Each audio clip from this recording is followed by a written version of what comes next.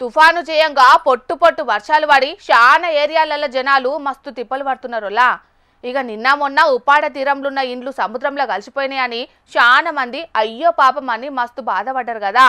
ఇక ఆ ఇండ్లను చూసి మరి ఇప్పుడు ఆడ పరిస్థితి ఎట్లున్నదో ఓ పారి చూద్దాం పాండ్రోలా.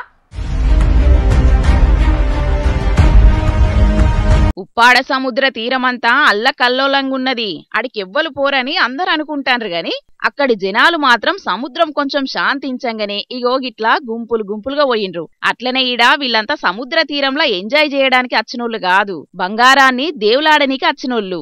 అవునుల్లా అంటేనో కాకినాడ జిల్లా యు కొత్తపల్లి మండలం ఉప్పాడ సముద్ర తీర ప్రాంతంలున్న జనాలంతా నిన్నీయాల మస్తు బుగులుతోనున్నారు గదా. ఇప్పుడు తుఫాన్ ఎఫెక్ట్ తగ్గేటాళ్లకు బంగారం కోసం సముద్ర తీర ప్రాంతంలో వేటశాల చేసిండ్రు. తుఫాన్లు అచ్చిపోయినాక సముద్ర కెరటాల నుంచి బంగారం ఒడ్డుకు కొట్టుకొస్తుందని అక్కడి జనాలు ఇట్లా దేవులాడతారట. మరి ఎవలకు దొరుకుతుందో ఏం కథనో తెలియదు గాని వేట మాత్రం సాగుతూనే ఉంటది. మరి వెనకట నడి సముద్రంలో మునిగిపోయిన ఓడలల్లున్న ఆభరణాలు ఇసొంటి తుఫాన్లు వచ్చినప్పుడు కొట్టుకొత్తయో ఏం కథనో తెలియదు గాని అక్కడి జనాలు మాత్రం తులమో మాసమో దొరకకపోదా అని ఇట్లా దేవులాడతారట.